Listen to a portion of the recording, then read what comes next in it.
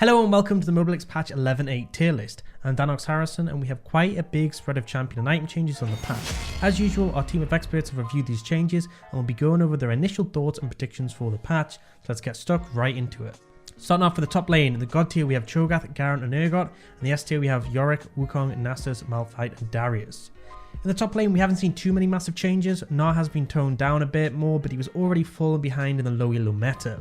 Mundo has been buffed slightly for top lane, but we still feel like he's a long way from being a strong option. We will be keeping an eye on him, however, and seeing where he lands. Rumble did get some major changes to make his top lane role stronger. Percentage magic pen on his E, and percentage HP damage in his passive with bonus attack speed as well means he can shred tanks, but unfortunately Rumble is a tricky champion to wield and is still really rough in lower rank, so not a great option. Titanic Hydra did get toned down with now scaling the AD from bonus HP and not total HP, so likely to be a bit weaker for your more fighter based champions who will go and Triforce into Titanic, think Camille. Frozen Heart got a 10 armor buff, so a nice option for tanks, but the champions who are building this don't feel too much of an impact. They're already really tanky, really feeling invincible. We also saw Vladimir get a solid buff to his Q cooldown. He's still not in the best spot for solo Q, but the right matchup, if he's able to get out of the laning phase, he is a devastating force, particularly at lower ranks. Cosmic Drive is a solid item for him, and the wealth of ability haste available makes him a monster. Wukong is a great performer in low elo. His laning is hard to deal with as he can dive in a trade heavily with an easy escape option to get out again. He does decently into rain matchups because of this, and once he hits 6 his all-in can be devastating. Wukong really shines in the skirmishes and team fights. He's difficult to pin down, and when he finds a good window to ult, his disruption is massive. Being able to knock up your opponent's backline 2 times while doing huge amounts of damage is an easy recipe to explode the AD carry and find the win in a fight. If you're playing Wukong, look to find flank angles to approach and get onto the backline, as it can be more difficult if you're approaching a team head on. Yorick got some solid changes in 11.7 and they'll be followed up in 11.8 with a range of tweaks. Firstly, he's getting his ghoul damage lowered and there'll be less burst when he lands his E, but his E now gives ghouls a solid DPS increase for the next 8 attacks, so overall you will still be outputting a lot of damage. The huge buff, however, is that now if your maidens or ghouls attacks a target under the tower, they'll take aggro instead of you. Also, the tower will now prioritize hitting minions over your maiden when it's in range. These are huge quality of life buffs, and with Yorick already stomping low elo, he's firmly deserving of his spot in S tier. We did want to wait on last patch to see how the changes pan out, but we're firmly in the Yorick camp now. Triforce being buffed for him also benefited him massively, and he's a great option if you want to split push and have agency in the top lane. Garen is still the easy spin to win option for low elo. He's pretty hard to lane into due to that innate sustain and his raw trading power. There are some trickier range matchups, but if he gets on top of them, he absolutely has the damage to take them at 100-0 once he hits level 6. Garen is really easy to play and really effective. A lot of the trickier fighters who could be problematic can just get stomped by him. Riven, Jax, Fiora all have rough laning phases that he can look to abuse. He's not the best team fighter outright, but if you can find a good angle and get on top of a squishy carry, he can absolutely devastate, especially when ahead. Moving on to the jungle. In the God tier we have Shaco, Volibear and Hecarim, and the S tier we have Skarner, Nunu, Rammus, Nocturne, Udyr and Elise. The jungle received some major changes to some specific champions, but also some item changes that have had a big effect. The major one is Ionian Boots of Lucidity, now costing 950 gold. The reason this is so significant to junglers is what most junglers were doing is a full clear plus 1 scuttle and recalling and having just enough gold to buy Ionians, which gave them a solid power spike thanks to all the CDR and the movement speed for rotating around the map. This isn't possible anymore, as you'll need to either tax a lane, clear another camp, or wait a bit to be able to buy it. This isn't going to have a massive effect on the jungle, but it could change your decision making when it comes to clearing and when you want to reset and what to buy. We've got a ton of changes to champions, give them extra strength when clearing camps. Zed, Darius, Mordekaiser, Morgana and Diana all got their clear increased. Out of this list, we think that Diana is by far the most likely to emerge as a jungle pick and so featured it on our list. Morgana and Mordekaiser have potential, and Zed and Darius seem unlikely and will likely just enjoy the benefit when clearing camps as a laner. That being said, give them a go and see how they feel. If their clear is fast enough, there may still be value, but ultimately the kits of Zed and Darius aren't really suited heavily to the jungle right now. Mundo did plummet heavily in terms of rankings as a change was made to push him more towards top lane, which heavily cut into his clearing effectiveness. Rammus came in with a mini rework. His W got a nice buff where he can now extend it with autos, and he did have his E and Q toned down, but in return he got a much more powerful ultimate. His ult now allows him to leap into the air and bounce down, dealing impact damage, and if he was rolling in the process he adds that damage too. The leap travels horizontally depending on how fast you're moving, so if you're able to use Chem Tank on your Q, you can go flying and land a devastating combo. Rammus was already a solid low elo pick, so we're thinking he may well look to be one of the dominant jungle picks off the patch. One thing to note that I do not recommend for your ranked games is that his Q and R combo has a 240% AP ratio if you hit with the center. If you're playing ARAMs and you grab Rammus, I'd give it a go because it seems like it could be a lot of fun. Warwick is a staple low elo pick who does really solidly, particularly into tanks. There's a couple of options when it comes to build. You can go for Sunfire for a bit more tankiness and teamfight power, or Divine Sunder for more damage and the ability to devastate tanks. His kit's consistent damage and sustain allows him to become almost immortal when playing into low damage champions. With how many tanky champs are currently dominating the low elo jungle, we think he's a really good anti-meta pick right now. Simple to play and effective, he's a solid option if you're struggling on how to answer the S tier picks that are popping off right now. Zac got a buff in this patch which seems minor initially, but you have to think about the context. The change was his AP ratio and his W got buffed, and more importantly he got 10 extra damage at each rank.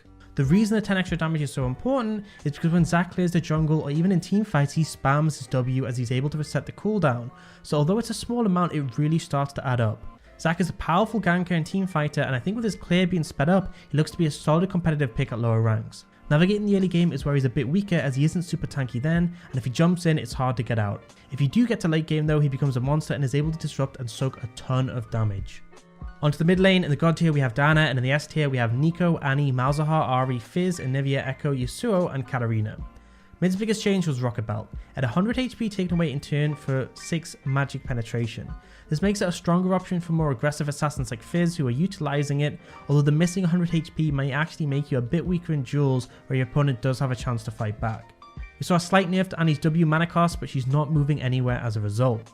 Orianna got the resistances nerfed on the E, but she's already in a very dire spot in low elo solo queue, so this just makes her a very hard pick to execute on. LeBlanc actually got a big buff and we've moved her up as a result. She's received a chain of buffs over the past 6 months and she's actually looking pretty solid now. A lot of her increased damage, and the buff on this patch was to her Q, which ends up double dipping as they add it to both the initial and proc damage. Vladimir got some buffs to his Q cooldown later on, and with ability haste being so readily available, he's actually in an okay spot. You do have to be careful about rougher lane matchups early, but this is less of an issue in low elo as they don't punish quite as hard. If you can navigate the tricky lanes, you become a late game monster, and this change makes this even more apparent. Yasuo has returned as a low elo menace, I'm sorry to say. I'm sure when he's on the enemy team he'll be hyper fed, but on your team he'll be 0-10, it's just how it is. Right now crit itemization is great and Yasuo really felt the buff in 11-7. He's tricky to play for sure, but if you can get to grips with him he's so powerful at taking over the game. He can split push effectively, and when played well he's a monster in team fights, being able to explode backlines with his ultimate and cleave everyone else with some well placed Qs.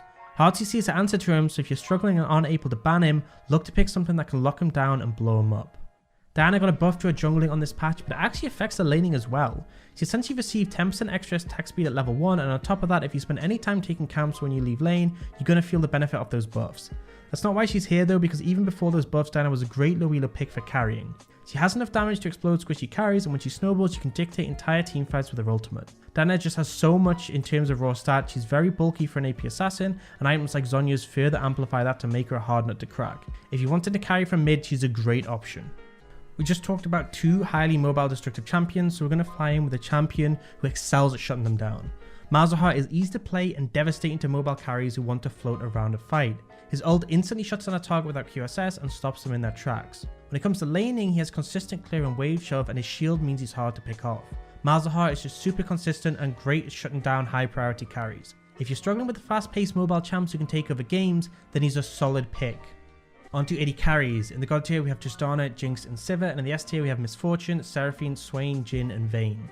AD carry wasn't really touched too much this patch. The Ashe changes we talked about didn't actually go through the live last patch, so we have bounced it back down. Sorry about that. Everyone else has stayed fairly static. We did see some buffs to Aphelios, but he's not a great low elo champion, and although there were a lot of buffs, they were all very minor, so unlikely to shift things up too much. Samira has been yo-yoing for a while, with buffs and nerfs flying all over the place, but she started to settle into a decent spot. Her win rate is in a good spot, and she's a solid bot lane pick when you want to look for 2v2 kills and snowball that into a 1 game. I think the reason she's so successful at lower ranks is because she can easily dictate the start of fights with her mobility, and if you're not ready to deal with a W and ult, then she can be overwhelming for a lot of players.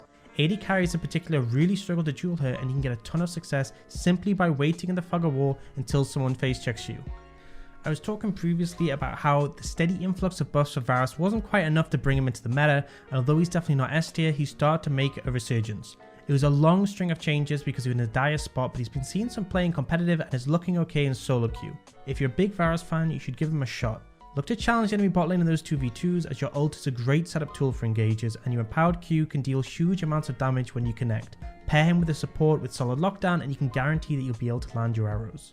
Ezreal isn't the best low elo solo queue pick. I just want to preface with that before I dive in. If you're looking for a pick that's a free ride up, then he's not optimal. However, I know he's super popular and right now he's starting to perform a bit better thanks to his Essence Reaver Duskcloak Blade build. If you're a frequent Ezreal player, you're confident on the champion, then he's in a good spot to make an impact in the game. He's definitely high skill cap, but that doesn't stop a lot of players from wielding him effectively, and a big aspect of his safety is to dish out damage from a distance. Use your E sparingly as it's your best tool to keep yourself safe and continue to survive in teamfights. Finally, onto supports. In the God tier, we have Bard and Lulu, and in the S tier, we have Brand, Nami, Morgana, Leona, Blitzcrank, and Zilean. We had some pretty sizable changes in the support role. The major one was the adjustment to Moonstone Renewer. It now gives a lot less healing from the item itself, but in return it buffs the champion's own healing and shielding more. This means for champions like Seraphine who relied heavily on it to output huge amounts of healing, it isn't as effective, while champions like Soraka or Karma will end up in a better position as a result of this. Losing ability haste on the mythic passive does hurt, however, but ultimately most supports didn't really get enough items to feel this so significantly. We also saw a change to Shiralee's battle song where it no longer empowers allies to deal more damage, but passively gives movement speed when you buff them. This may allow more applications for it to be useful, but it's probably not going to be enough to make the item popular as it's pretty underused as of now. We also saw Staff of Flow and Water now give 20 ability haste instead of movement speed when you buff an ally, but we think that's just a flat nerf. The ability haste isn't that great in terms of a buff as it only takes impact when you cast a spell. It's not like getting extra ability haste will make your ult come back sooner when it's already on cooldown, and the movement speed was just far more workable and easier to have an impact with. We dropped Seraphine down due to the changes to Moonstone, and we also saw Rel Force who's been heavily struggling since her nerfs. Finally, Thresh got a nerf to his Flay CD, which is 2 seconds at rank 1 and scales down to be even at rank 5. Since he typically maxes Flay last, it's a pretty sizable nerf, which is following on from even more nerfs we've had over previous patches. Thresh was starting to struggle as a result of these, and this was just enough to bump him down to A tier. He's still strong in the right hands, but he's not so overpoweringly good anymore. With a lot of the current aggressive supports having been nerfed, Alistar, Thresh and Rel being big examples, Brand is now feeling a lot more comfortable in the bot lane as he has the damage and carry potential to take over the lane. If you're unable to engage onto Brand and take him out, his poke really starts to hurt, and if he can land a full combo, it's very difficult to win a trade on the back of that, especially as his stun lasts such a long time. Brand does have some trickier aspects when it comes to being consistent with his kit and landing all your abilities, but it's pretty simple just to lay down harass and let his passive do the work. When it comes to team fights, you function as a secondary carry. Your ult can devastate teams as it bounces through and shreds them, and often it's just enough to fire your ult off to find a win. Senna's had this new tank build emerge, and it's typically played in a fasting style with a champion like Sion, Cho'Gath or Tom serving as a champion who farms. You can play with enchanters like Morgana or Karma who farm, or honestly you could just play with an AD carry, but it's not where it's most optimal. The reason it works so well is you're able to harass heavily and stack up HP with Grasp. Frostfire Gauntlet allows you to apply consistent slows and you become mega bulky. With Black Cleaver to shred and a huge amount of damage coming from your passive, you're quickly able to become a high utility champion as you rack up souls, and considering you're mostly tank, your damage is still solid as your kit provides it. The build is really effective at finding picks with the slow and surviving dive threats as you're way too bulky for the enemy team just to roll over and explode. Braum has been doing solid at lower ranks. He's typically not the best solo queue champion historically, but with a fair bunch of buffs he's in a good spot. Braum is best used when playing into an aggressive melee champ that he can shut down. However, if you're playing with an AD carry, you can easily stack your passive and dash forwards or use CC to allow you to connect, then he can still work into range matchups. Varus is an example of someone who can use that ult or E slow to allow you to get in range, and once your passive has procced, it's a hard fight to win for the enemy team, especially as your shield is so effective at shutting down the enemy team's AD carry from returning fire. That wraps things up for 11.8. Hope this has been helpful and you feel a bit more clued up on the coming patch. Be sure to subscribe if you want to keep updated with the tier list, and fly on over to Mobalytics.gg to check out the full list in one place. I'll see you next time.